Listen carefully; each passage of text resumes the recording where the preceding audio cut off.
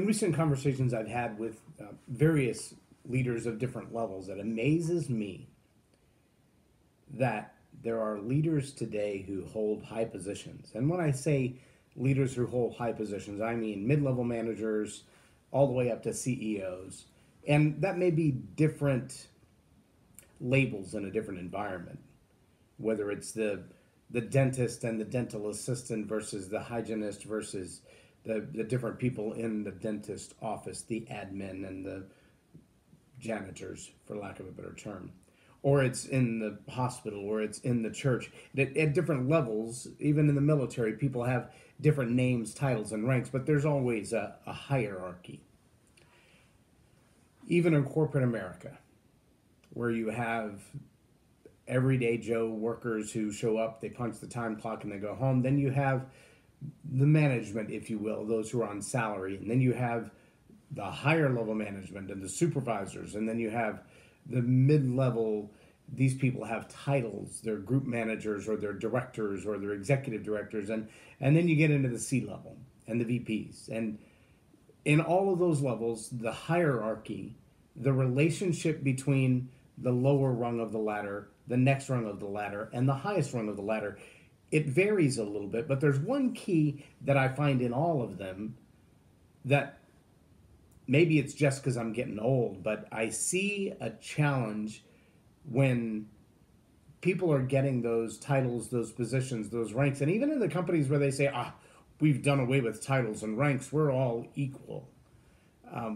There are still those who have power and authority and influence because of the longevity they've had at the company or the degree that they come to the company with, and yet they're missing an element that I find to be pretty strongly needed in good leadership. Now, when I say leadership, what I don't mean is management. When I say leadership, what I don't mean is title or position. I don't mean the move from fry cook to shift supervisor. When I say leadership, I mean leadership the way John Maxwell defines it. I believe he's one of the foremost leading authorities on the idea of leadership in potentially the world right now. John Maxwell defines leadership as influence, nothing more and nothing less. I like that definition. It's a great working definition. It's a very powerful working definition. And when you boil it down, this thing that I'm going to share with you today from this very old book, The Knack For Selling Yourself, which was written by Mangan in 1938. Let's see, I believe it was Robert Mangan. Maybe I'm wrong on that. James Mangan, James T. Mangan, The Art of Selling Yourself, published by the Dartnell Corporation, Chicago, New York, and London in 1938.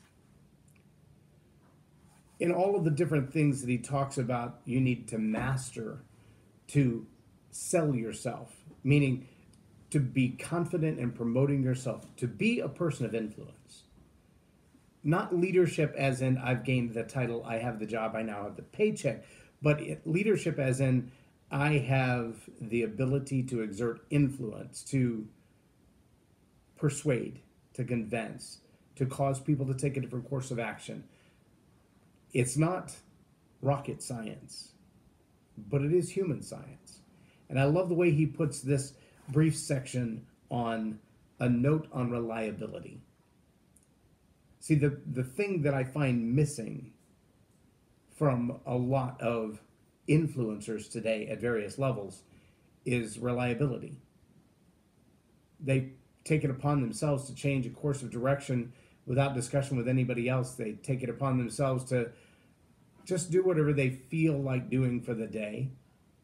And it doesn't necessarily have the sense of this is going to be the best outcome for everybody, or there are even other people whose feelings and time might be needed to be considered in this decision. They just simply make a decision and they go with it, and they look back in the aftermath and they go, well, I'm the leader, I had the authority to make that decision, and the magnitude of the consequences following that decision can sometimes be immeasurable.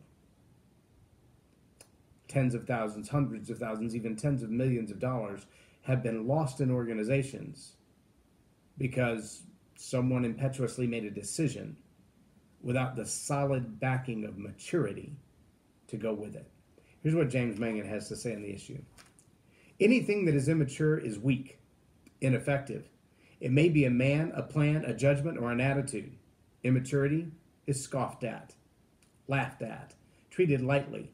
The world knows that nothing will happen when the immature thing is presented. Since education and culture are the aims of every sober person, the possession must be accomplished, at least in degree, early in the journey through life. No personality has a chance to establish itself firmly in society until it has proven maturity. Let me read that line again. No personality has a chance to establish itself firmly in society until it has proven its maturity. Such maturity flows essentially from self-reliance. The craftsman passes a strict apprenticeship.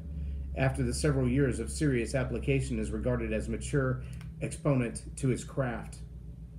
The maturity flows from training and experience, but maturity in the fuller sense is maturity of mind. The mature man is the man who has learned to rely on himself in any and every situation. The man who learns to think for himself soon learns to rely on himself. He sees things clearly. He remembers and thus uses experience. He acts with justice and efficiency. Maturity and culture run hand in hand, for maturity necessarily guides a man to be the better things, the more important things, the beautiful things. It's too bad that in America men wait so long to mature. This was 1938, almost 100 years ago. Maturity and culture run hand in hand, for maturity necessarily guides a man to the better things, the more important things, the beautiful things. It's too bad that in America men wait so long to mature. Too many picnics, too many radios are conspiring to keep our minds in a semi-infantile condition. The chief hope of the individual lies in his asserting himself through self-trust, in gaining information and ability from within, not without, in acting independently of popular opinion. Through all the ages of men, bright promoters have tried to start the waves of popular culture. He has popular culture, in quotes. But there can never be any such thing as, quote, popular culture. All culture, as all education, as all maturity, must be strictly individual. It cannot be assumed in groups. It cannot be amassed in groups, nor can it be dished out at largesse. The possession of culture may be increased through the education and encouraging the individual to rely on himself, to abandon his childishness, to cut the apron strings of ready-made opinions, to become mature. Yes, your social media references, your blog post that has 400 likes and 200 or 300 shares, or 20,000 likes and 20,000 shares, that's not necessarily the confirmation of your maturity, while it might be an indicator. Because maturity, as he says, is an individual thing. It's an individual relationship thing. It's an individual responsibility thing.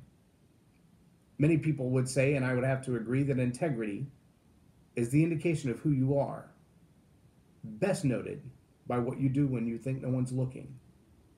I mean, there's always someone looking. There's always someone taking notes on the decisions you've made and the actions you've taken. But there are a lot of things that we do when we feel like, I could get away with this.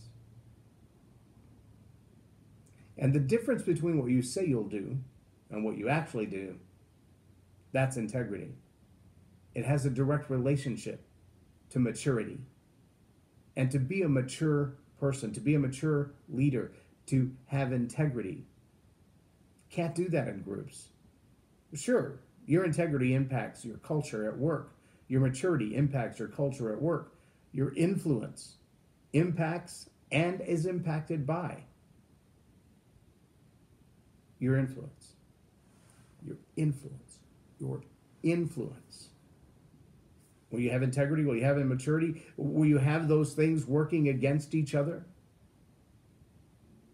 Or will you apply maturity, individual maturity, Individual growing up, I've experienced that myself. I didn't just see someone's meme on Facebook and adopt that idea. I've lived through it myself. I have ownership of that idea.